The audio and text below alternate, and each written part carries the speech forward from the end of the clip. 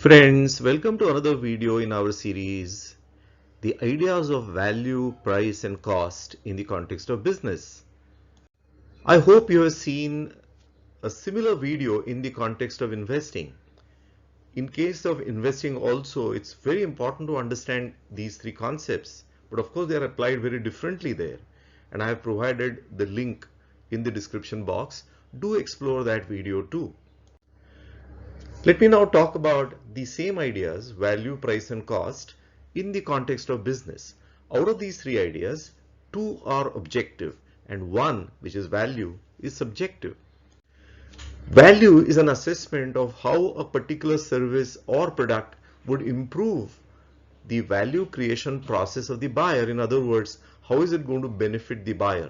Thus, when we sell service or a product to a customer or a buyer, the buyer is going to examine the value proposition and compare that with the price. Value is a very subjective phenomenon, and the seller has to consciously work on supporting the buyer in realizing and appreciating that value.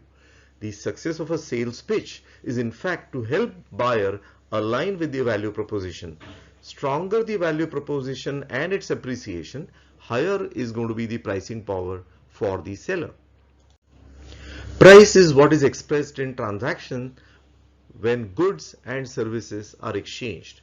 The supplier announces prices for goods and services and the customer compares price and value. Price gets finalized after negotiation. More the perceived value as compared to the price, larger is likely the market for the goods and services naturally.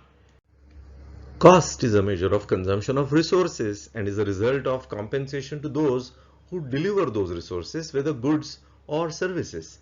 They can be resources such as raw materials, or it could be the talent which helps us to convert those raw materials into a finished product, or whether it is energy.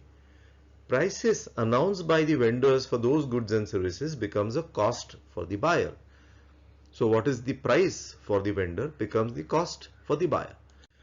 Multiple resources and inputs are required to create a service or a product, and thus cost is the collective price paid for all those inputs.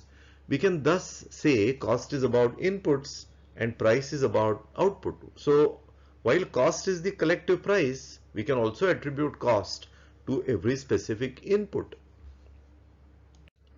We need to ensure that we get more value for the resources that we use, and also be conscious of ensuring that we deliver superior value to our customers so that the market expands for our goods and services. Thank you for watching.